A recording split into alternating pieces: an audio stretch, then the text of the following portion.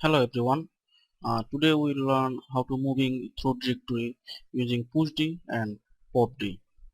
So as you already know from the first part of this tutorial series, a pushd is for push the directory and popd for popping the directory. So now I will show you how these two commands actually do. Okay. Now from the second part, as you already know, we have created a directory called tmp, right? And then within this tmp directory we created this staff directory, and from the staff we get the things directory. So we'll now create another directory in this tmp directory. uh, some people call it a nested directory too. So let's check how we can create some nested directory within this tmp directory. To do, I need to be first move to tmp directory first, right? I can easily do that.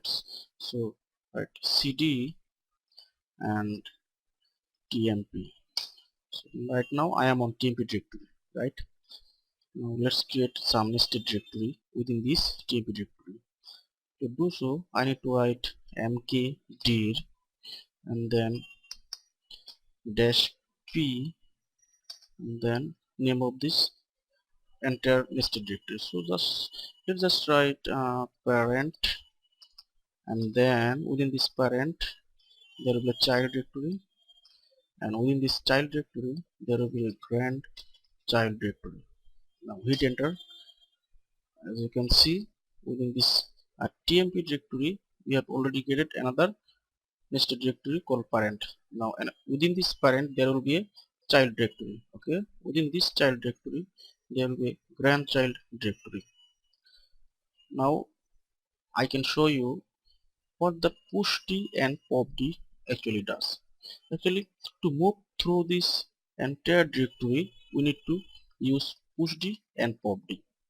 Remember, pushd is the reversal of popd or vice versa.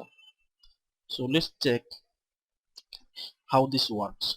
So right now we are in tmp directory. So let's move forward to grandchild directory, right? So what I need to do, as I am in tmp directory, I need to then go to parent directory and then child directory and then grandchild directory. So how can we go through this grandchild directory? This is where push directory is most useful. So write push directory and then parent directory and then child directory and then grandchild directory. As we can see, we are in now grandchild directory. So let's check with the using pwd. You see the entire path. We are in now grandchild directory. You just saw how to use push directory, right? Now we will learn how to use the popd directory. Now what the popd do? Popd will just reverse what the pushd did. What the pushd did? The pushd moved from tmp directory to grandchild directory. Now what the popd directory will do? The popd directory will move backward from the grandchild directory to tmp directory.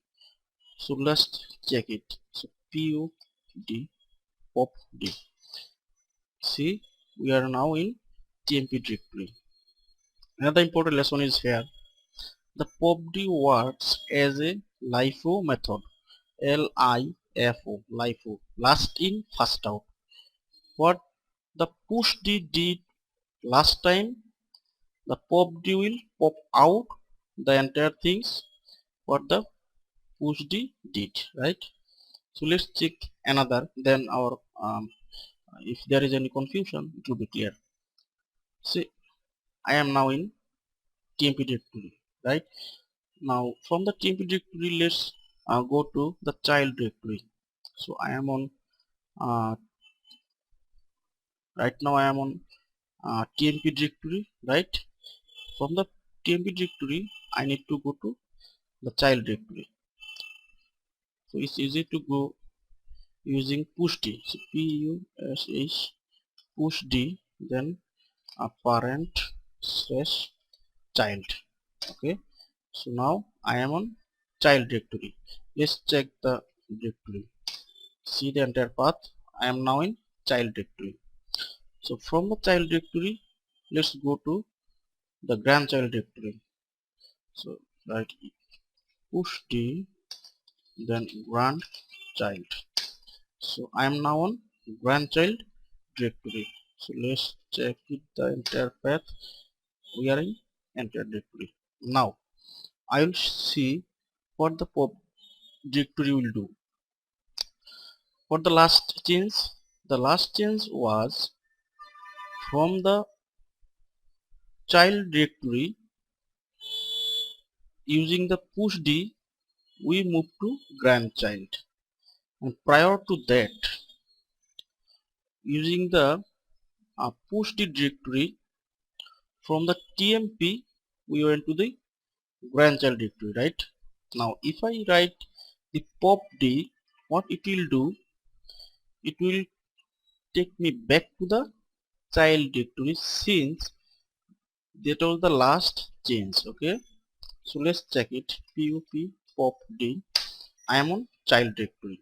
If I hit another popd here, it will take me back to the tmp directory, so it will skip the parent directory. Why? Because using the pushd directory, see pushd directory, I move to a step forward, parent then child. That's why it will pop out the entire parent and child directory. So let's check it. I'm going to pop d and hit enter. See, it take me back to the tmp directory. So this is actually what the pop directory and the push directory do. Practice these two things again and again until you really understand what these two command actually does in command line, because this is very much important in command line. Now let's clear this entire screen. Now what we learn, I want to create some file, some text file, maybe some doc file, some excel file, some pdf file. How we can do this? Okay, so I am now on tmp directory. So let's create a Microsoft Word file here. How can we do this? Since I am on Windows, I need to write this that way. So new hyphen item,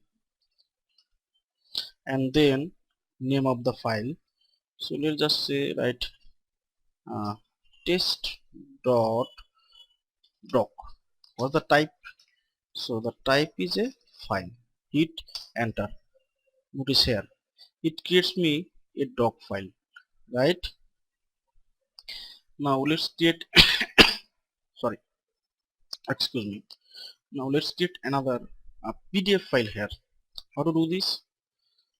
New item, and then name of the file test.pdf, and then type equal to file. Let's check. Here it's a pdf file. Notice here I used small cap and here capital. It doesn't make any difference, that's why I write that word. Okay, now if you are in Mac, if you are a Mac user, then instead of the new item, you need to write touch, touch,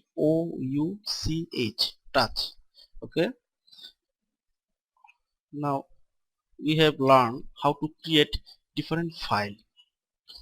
Let's learn how to copy this file, right? How to copy this file, how to copy this folder.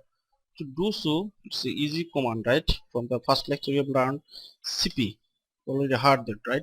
Cp means for copy. So just copy this um, uh, test dot pdf file, right? So we like to write cp then test dot pdf. Now we need to give a new name. this PDF file. Okay, so let's copy copy of test.pdf. Now what it will do, it will copy the test.pdf file to a new name, copy of test.pdf. Let's check it. See, it gives a copy of test.pdf file. Now what if I want to copy this copy of txt file to a new folder? Okay, to do this we need to make first folder first, right? So let's get a folder. How can I do this? If you don't forget, we need to write mkdir. Okay, mkdir, and then name of the folder. So let's check dust bin. So it creates a dustbin folder.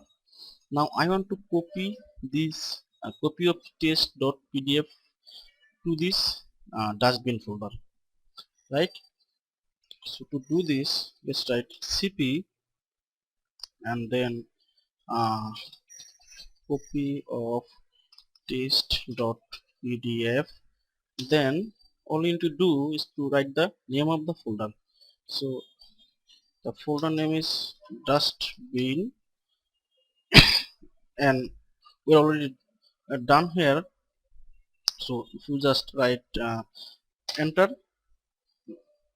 it already created. Okay, how to check it? So go to either you can check that way, ls then dustbin.